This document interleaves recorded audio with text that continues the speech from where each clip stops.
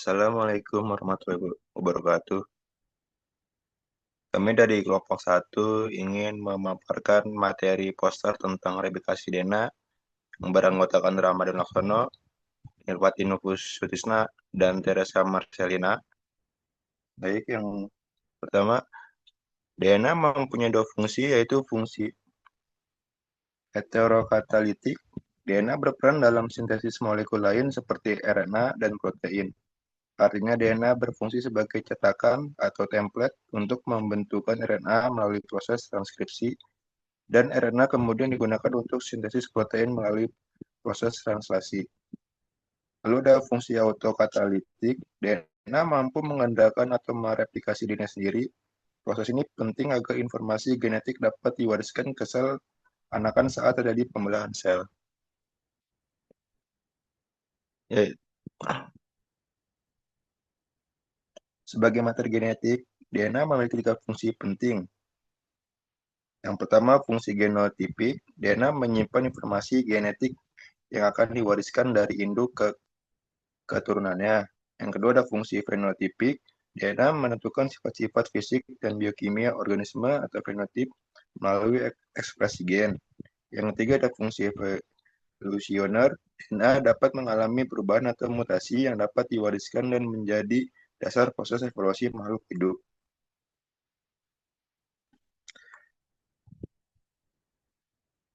Replikasi DNA adalah proses penggandaan molekul DNA di mana satu molekul DNA akan menyalin dirinya menjadi dua molekul identik. Proses ini menjamin bahwa setiap sel baru hasil pembelahan memiliki salinan DNA yang sama.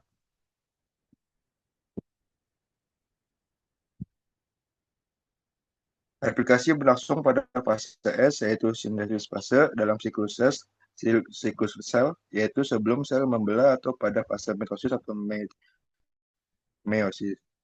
Replikasi sangat penting dalam proses perbanyakan sel, baik untuk pertumbuhan, perbaikan jaringan, maupun reproduksi. Selanjutnya akan diberikan oleh Teresa. Baik, di sini saya akan menjelaskan tentang komponen dalam replikasi DNA serta model replikasi DNA. Di mana dalam komponen replikasi DNA sendiri yaitu seperti buku resep yang harus disalin saat dalam pembelahan. Dalam proses menyalin ini ada 3 cara model yang dulu pernah dipikirkan oleh para ilmuwan. Yang pertama itu ada model semi konservatif, di mana model ini yang sering yang ada di tubuh kita. Setiap untayan DNA lama dijadikan cetakan untuk membuat untayan yang baru.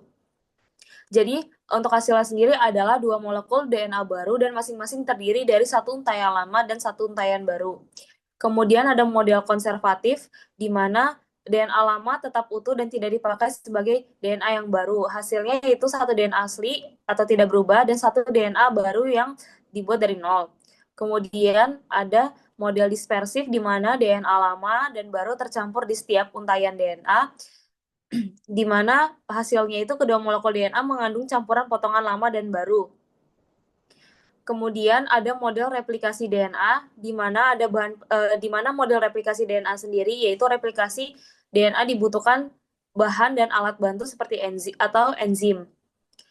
Bahan penyusun DNA baru tersebut itu ada DNTP, yaitu deoksinukleotid trifosfat, di mana ini adalah semacam alat bantu untuk membangun DNA baru, yaitu terdapat 4 jenis, yaitu DATP atau adenin, DTTP atau timin, DGTP atau guanin, DCTP atau sitosin.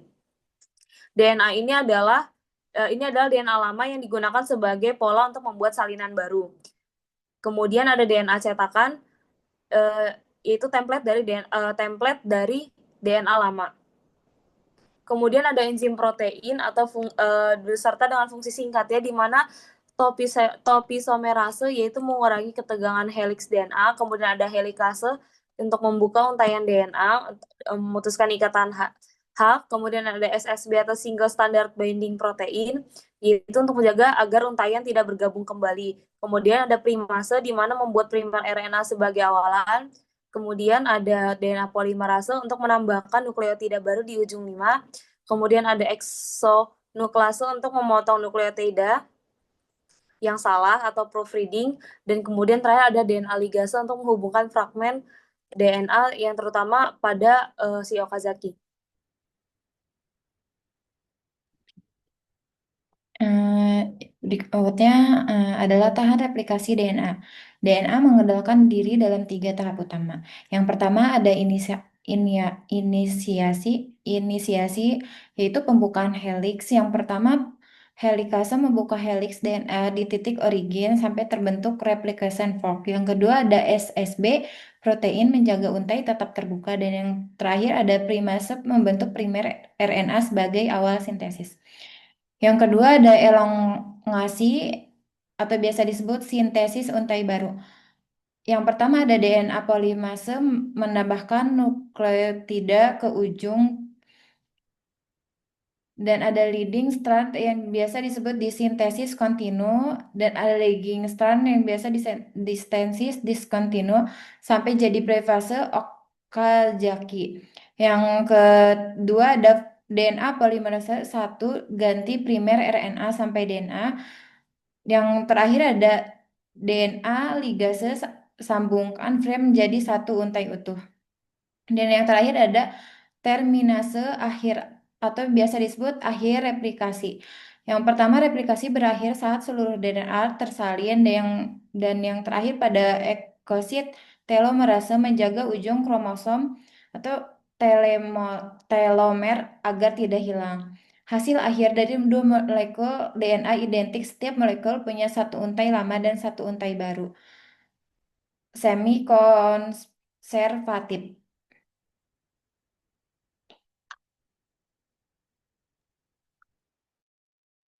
Sekian dari presentasi kami. Wassalamualaikum warahmatullahi wabarakatuh.